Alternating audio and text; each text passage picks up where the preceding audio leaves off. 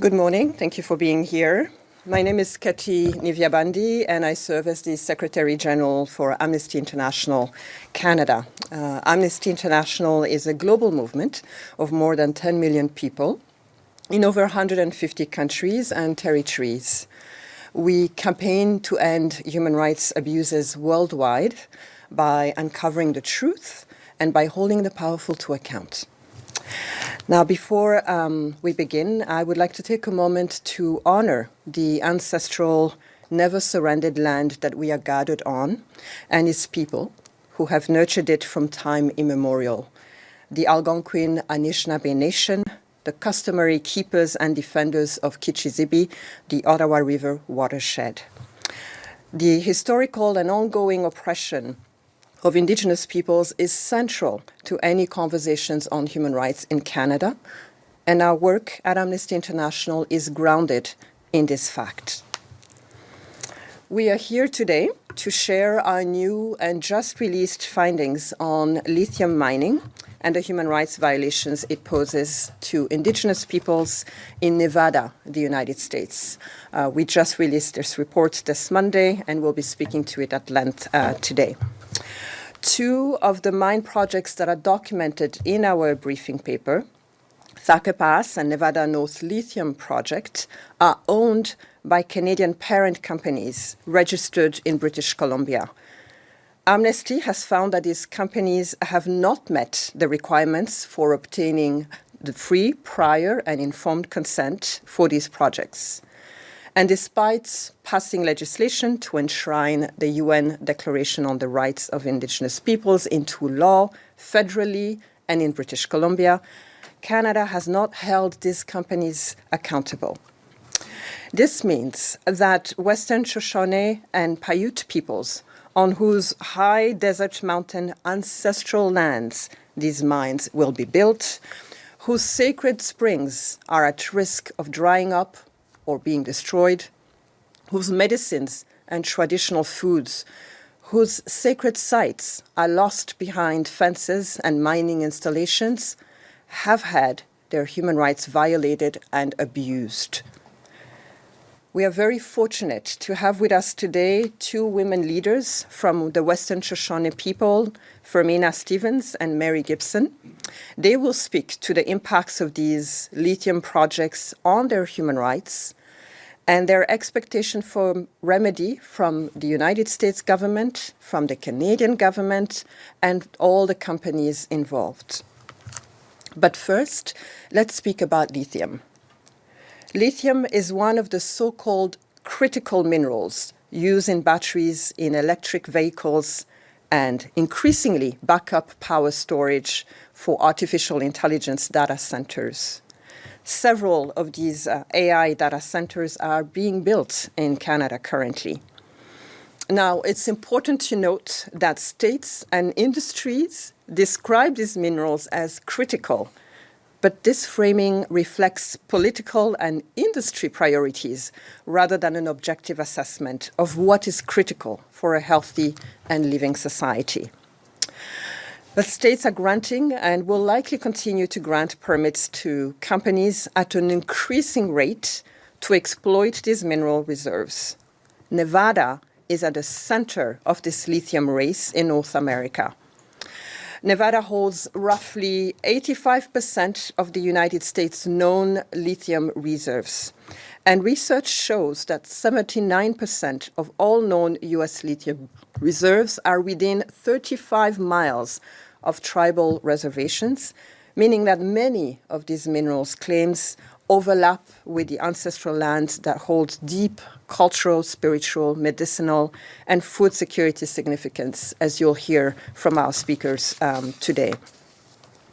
In Nevada, U.S. regulatory bodies have granted licenses to exploit these minerals without the free, prior, and informed consent of the Western Shoshone and Paiute peoples. Their calls for more information, for extensions to public comment periods, and for their rights to be respected have been denied by U.S. regulators. Canadian companies have thrown up their hands and said they have done all that is required of them under U.S. law, because US law does not require free, prior, and informed consent. They do not have to seek it. So we are here to say that Canada and the United States are falling short. They are falling short by failing to regulate these companies, by not passing mandatory human rights and environmental due diligence legislation, by not requiring free, prior, and informed consent for projects like these massive lithium mines, and by failing to provide avenues for effective remedy for people whose rights have been violated.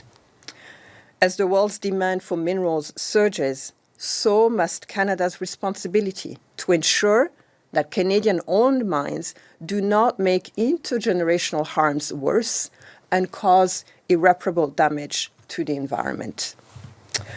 So with that, I will turn it over to Fermina Stevens, who is the Executive Director of the Western Shoshone Defence Project, to tell you more about the impact of these projects on their communities. Thank you, Ketty. Good morning, everyone. My name is Fermina Stevens, and I am the Executive Director of the Western Shoshone Defence Project, here to talk about mining in Nevada. As she just mentioned, U.S. laws. The laws from the inception of the United States have been designed and written to do exactly what is happening today with mineral extraction, not only in Nevada, but throughout the United States. And the 1872 mining law, which coincidentally was passed 9 years after Nevada became a state, and 8 years after Nevada became a state, and 9 years after the signing of the 1863 Ruby Valley Treaty, which is unceded land of the Western Shoshone. Since the Europeans began arriving in the United States and into Nevada in particular, and started mining, we now have thousands and thousands of abandoned mines in the state of Nevada, and thousands more applications have been filed for the exploration for lithium and in the energy transition. So Nevada is already feeling the toxins, the toxic effects to the environment and to the water. And at this rate, for this so-called progress, we will suffer the consequences as we have so far. Lawmakers and decision makers deciding what is the best use for the land, that doesn't even belong to them. In 2002 and 2006, two United Nations committees determined that the Western Shoshone rights were violated by the United States in the so-called taking of our land. They violated our right to equality before the law, our right to due process, and our right to property. The treaty is unceded, therefore the land was not taken by the United States. It still belongs to the Western Shoshone people.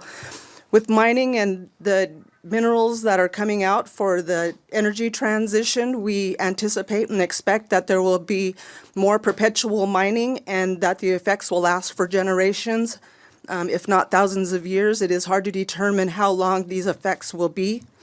All of the water in the Great Basin is returned to the aquifer. Therefore, the mining and the cyanide that is used in some of these mining applications, some of the plastics that are underneath the leach pad have been breached, and so those toxins are making their way not only into the soil but back into the water.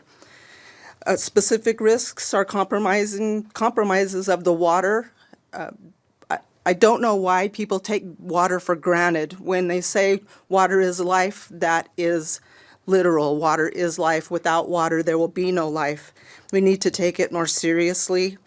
Our human rights have been violated, and so therefore, we appreciate Amnesty International working with the Western Shoshone to make their observations so that many people know what's happening not only in Nevada or Canada, but around the world. These corporations are not being held accountable for the destruction that they're causing. Free, prior, and informed consent is not a conversation that is being held in Nevada. or in the United States because of these laws that have been written so that they can do what they're doing today. I know nobody likes to really hear these things. We're seen as obstacles, we're seen as hurdles, we're seen as a nuisance in this so-called progress. But in my mind, we're only progressing into more destruction. We need to consider the environment. We need to consider the water. We cannot save the earth through this energy transition while we're simultaneously destroying biodiversity and water. And that really is the bottom line. Thank you. Zaima Nanarabinya, Mary Gibson, Noowuh Knowledge Nevada Ninth. Good morning. My name is Mary Gibson. I'm Shoshone from Elko, Nevada. I'm standing here before you to inform the world that Nevada has been the mining district of the world, basically. A lot of mining is being done on our ancestral territory and within our treaty boundaries. With the lithium mine explosion happening, it's going to be very, very, our land will be more toxic than it is today from other types of mining that's happening on the ground. Culturally, the Western Shoshone have been in Nevada, what is now called Nevada, since time immemorial, since life began. That's what our oral histories tell us, and that's where we stand. This is our land. Almost 2/3 of the state of Nevada is within Shoshone territory, and it was agreed upon between the United States and the Western Shoshone that no land was ceded. Unfortunately, perhaps for the United States, they didn't come back and finish the business of taking the land from us. So as it stands today, and as we know, the law protects treaties. It's a supreme law of the land. However, the United States has violated and not kept their promise to the fact that it is Shoshone land.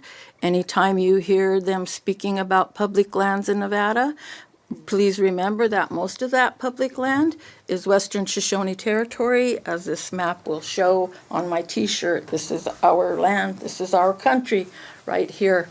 And so I want the world to know that these colonial systems need to live up to protecting the rights of Indigenous people, not only in Nevada, not only in Canada, but worldwide, as we are the sacrifice zones of mining, of extractionism.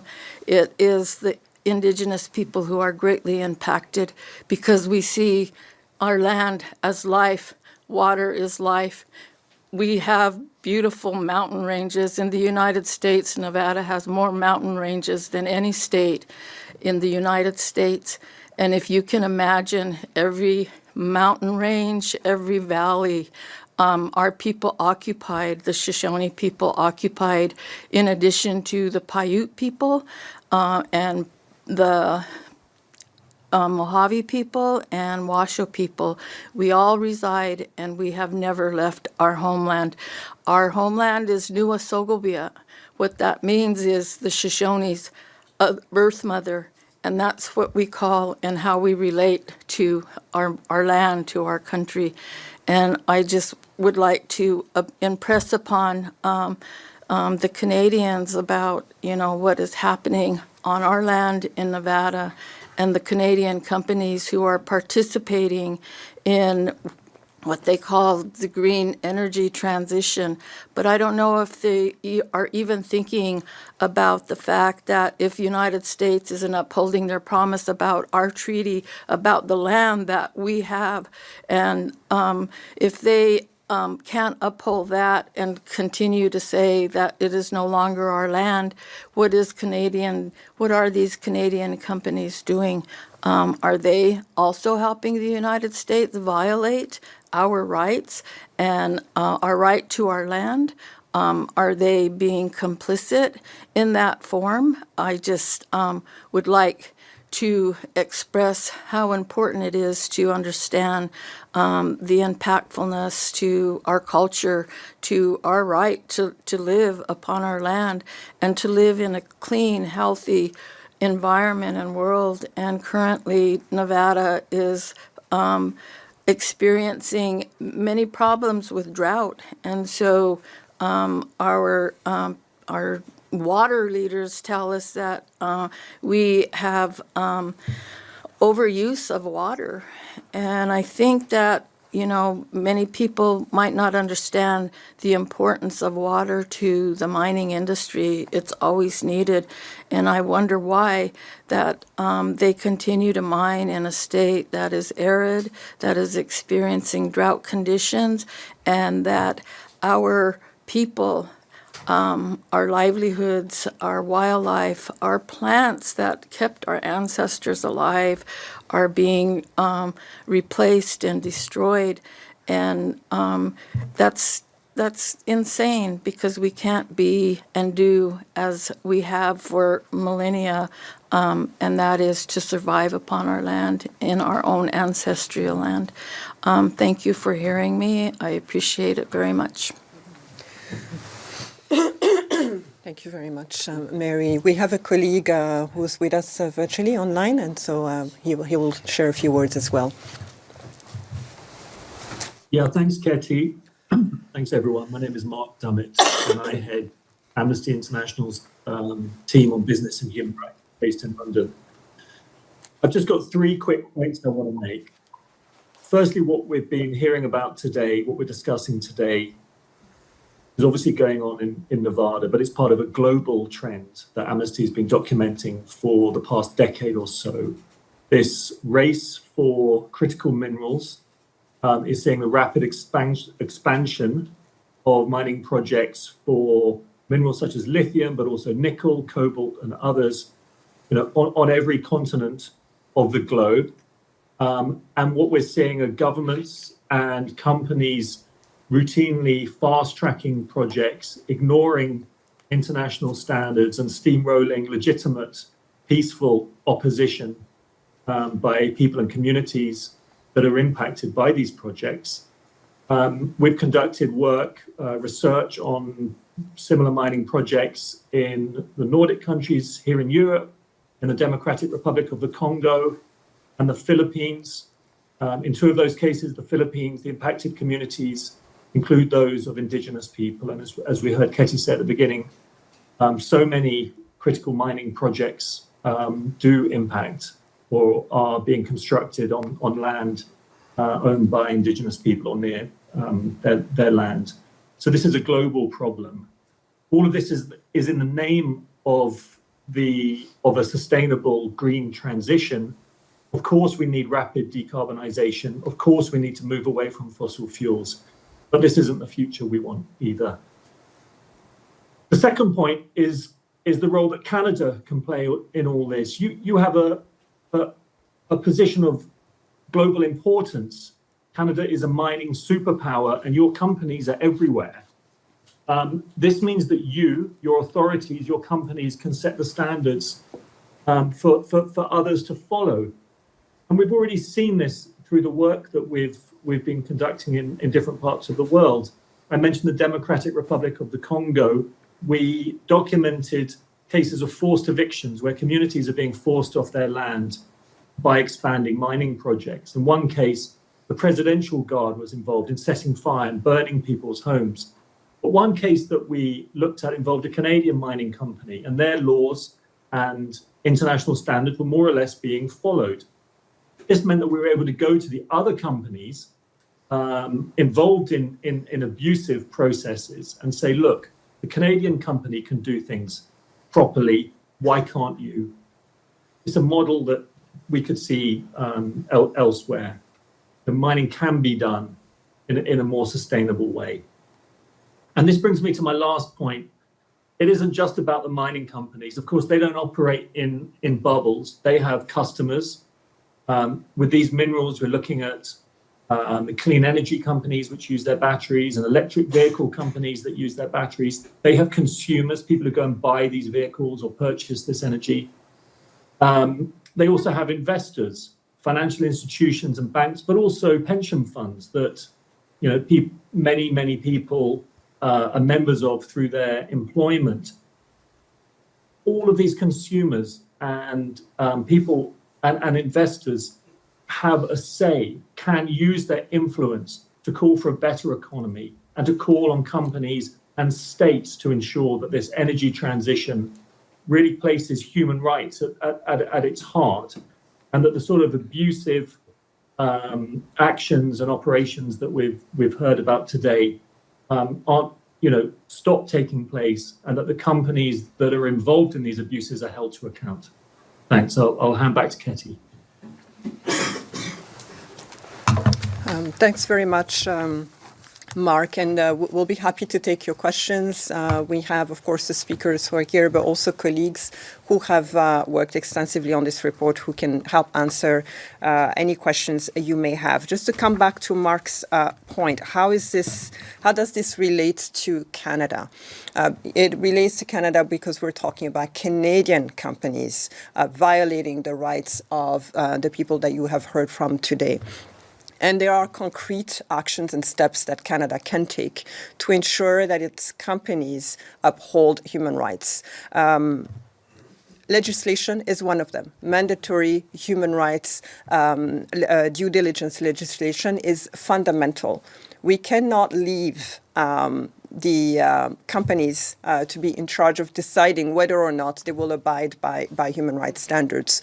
Those are not optional. We do not do that for traffic rules. We never ask people, please stop at a red light if you will, or if you wish, right? We enforce rules, and that's precisely what needs to be done.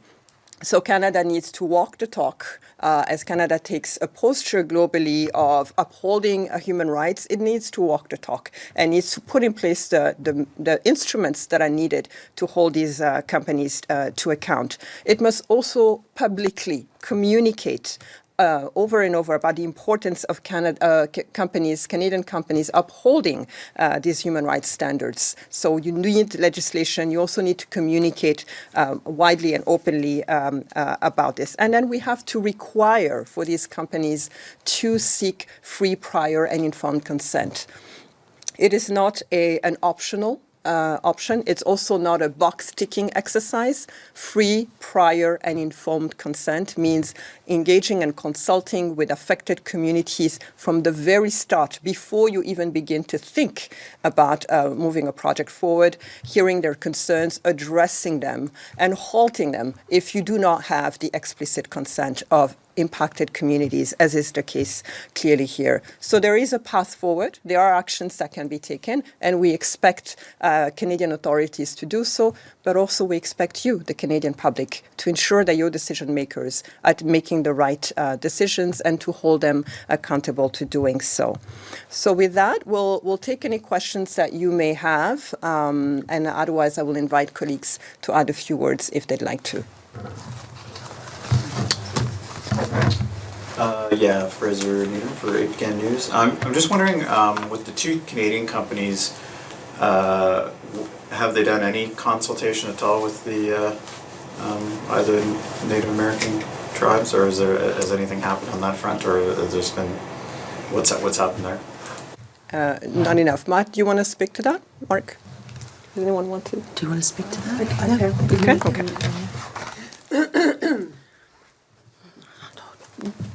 In the United States, consultation is government to government, or should be government to government. More recently, in the past few years, we've been seeing that the government has been wanting the corporations to come in and talk to the tribes. And they have, and they do. The issue is that they already have, they have all of the answers, right here, right now. So it's kind of hard to have that dialogue on give and take. How does this benefit the tribe? One of the issues in Nevada is that our reservation land are actually colonies, and so most of the reservation land in Nevada, because we were pushed off of our land, are just small acres of places where we reside, usually on the outskirts of towns, or sometimes, well, now with the growth, we're actually in city limits of most of the towns in Nevada. And so because these mining corporations or these mining extractions are taking place away from the city limits and out in the desert, they think that that we're not being affected, but they're finding a lot of artifacts. They're running into a lot of cultural places. We're seeing that with the energy transition lines, that they're coming across these sites, and they're telling us that it's costing them too much money to either divert around those sites or do something that is equivalent or something. We've been sacrificing for so long, not only our language and our children, but now our spirituality. So they've taken everything from us. When do we get a break? When are these corporations going to be held account for the things that they're taking on land that's not even theirs? So yes, there is some consultation. Usually it's just a check in a box. Sometimes it's just a letter. Usually there's no follow-up, and they call that consultation and continue on with what's happening. A lot of the traditional people and sometimes our political leaders and our traditional people don't see eye to eye on some of these effects. And so the government will talk to the federally recognized tribes and dismiss everything that the traditional people and people who are actually on the ground using the land. And so that kind of becomes an issue, an internal issue within the tribe. And so we're trying to do some things about that currently. Thank you. And just as a follow-up, some of the concerns that you're raising here today, has anyone raised them directly with the Canadian government? This would be it. Since you're in Ottawa, do you have any plans to meet with ministers or anything, or MPs here? I think that's something that was trying to be organized. I think Tara would probably know more about that. Yeah, I can answer briefly. Yes, we've reached out. We've sent copies of the report to many MPs, the Prime Minister. Excuse me. It's unfortunately the break right now, so we'll be doing ongoing follow-up. It's also would be interesting for people to know that the Bank of Montreal, Royal Bank, and National Bank of Canada are invested in the Canadian companies that we document in our report. So we will be following up with them as investors in these projects, because investors do also have human rights responsibilities. They frequently do hear from Amnesty about their human rights responsibilities, and we'll be taking this report to them as well. So you will be hearing more on this. I have another question. That's okay. There's a similar situation here in Canada, particularly in Northern Ontario, where a lot of critical minerals are, and there's not much infrastructure there, but the province, as I'm sure the state of Nevada, similar state of Nevada here, is very interested in getting into those areas and building infrastructure and mining, and the First Nations in Canada, so they have not done proper consultation, and the federal government's very interested too. So what has happened here, and I mean they're serious about it. They say if they don't get anywhere with the government, they'll simply stop the progress by blocking roads and things like that and development. Is that something that you would do, I guess, in terms of if you don't get anywhere with the Canadian government or state or federal government? That's when those things happen, it's because they're in dire straits, right? We're hoping that we don't need to get to that point. Somehow we need to sit down and have a dialogue. One of the things that I think it was the Committee on the Elimination of Racial Discrimination, what they recommended to the United States was to sit down with the Western Shoshone and let's talk about, these things that are happening within their territory and that are negatively, affecting us. And that's what we would like. We understand that this energy transition needs to happen and it's important, but not at the scale that it's happening. And what is the justification? not only in North America, but worldwide. I don't know that there's an actual plan or justification for all of the extraction that's taking place. And from what I understand, it is the mineral corporations are the ones who are directing and writing those policies. So, that's kind of like having the coyote design the hen house, So if they're going to be designing what's going to be happening with these critical minerals, it's a continuation of colonialism as they're making the rules that benefit themselves, and we are left in the dust or in the ground because they're going to annihilate us culturally and now spiritually. And so I guess when our spirituality comes into direct harm, that may be when you see those things that we really don't want to do, but are things that we are obligated to do if it comes to that.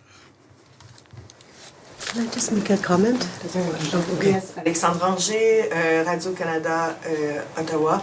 I do have a question regarding your week here in Ottawa. So did you make some alliances with Indigenous people from Canada regarding those issues? Tara, do you want to speak to that? Sure. We will be having a closed door roundtable discussion tomorrow on Friday, and there are Indigenous leaders from different communities across the country who have been invited, who will be participating in that to have private sharing and conversation. As you know, in British Columbia, land defenders are defending their land against LNG and fracked methane gas pipelines, and are experiencing some of the same challenges. So, as Amnesty International, we are calling for an end to this expansion of fossil fuels and public financing of fossil fuels, and for a just and green energy transition, but not at the expense of people's rights, like the rights of the Western Shoshone people, the rights of other communities that we've documented. And I think, we're hearing a lot right now about projects of national interest across this country. They're being funded, they're being subsidized, financed. People are almost obsessed with talking about these projects. But whose national interest, and what are we sacrificing for these projects? These are the questions we need to be asking. FPIC isn't a nice to have. It is customary law. It is an international standard Canada is obligated to uphold. It is not doing it.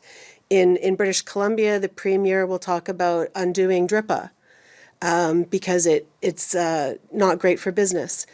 Having clear rules that are followed, international standards that are followed, create certainty.